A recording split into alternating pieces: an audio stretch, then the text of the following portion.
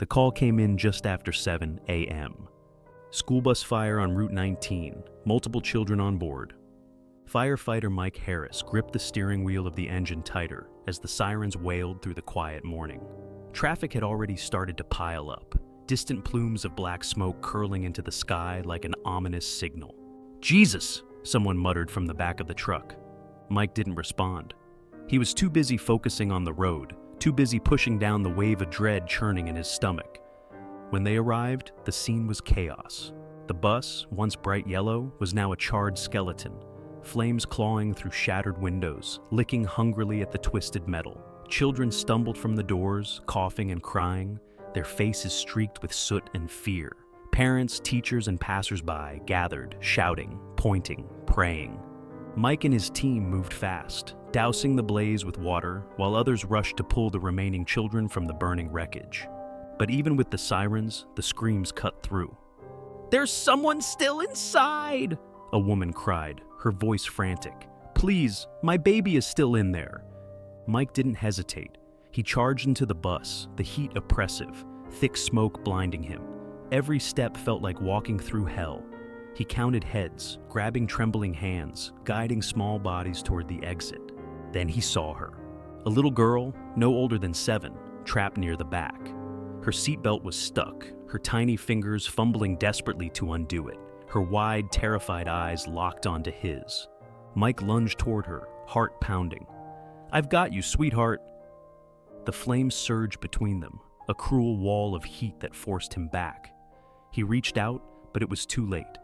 The roof groaned, collapsing in a fiery explosion that sent him stumbling out of the bus, empty-handed. The last thing he saw was her face, disappearing behind the flames.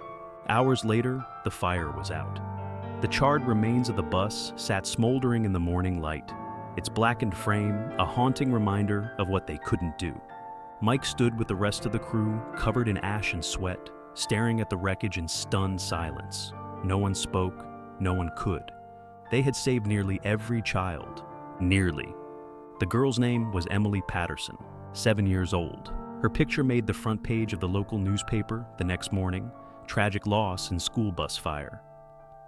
Mike sat at his kitchen table, staring at the headline, his hands shaking. His wife stood behind him, resting a comforting hand on his shoulder, but it did nothing to chase away the heavy weight in his chest. "Mike, you did everything you could," she whispered. But had he? Because all he could see was her face, the fear, the silent plea, the failure. The fire station wasn't the same after that day.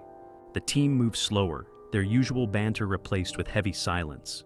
The empty seat at the dinner table, where Emily's picture now hung on the wall, served as a painful reminder of what they'd lost. At night, Mike lay awake, replaying it all in his head. If I'd been faster, if I'd reached farther, if... Weeks passed, the town moved on. Parents held their children a little tighter. The buses were checked twice before every trip. And yet, for the firefighters, the scars lingered.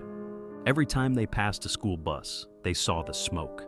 Every time they heard children laughing, they thought of the silence that followed that fire. Then, one afternoon, Emily's parents walked into the station. Mike froze when he saw them.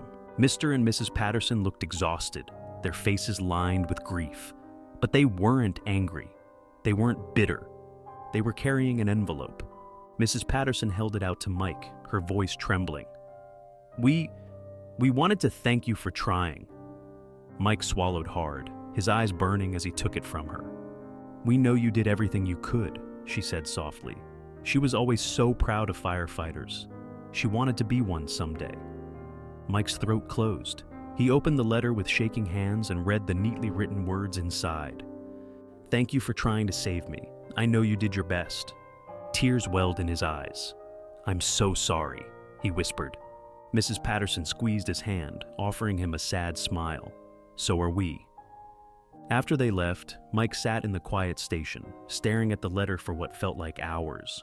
The words didn't take away the pain, but they were a reminder of effort, of sacrifice, of the lives they had saved that day. But deep down, he knew he'd never truly forgive himself, because some fires never stop burning, and some seats would always remain empty. The end.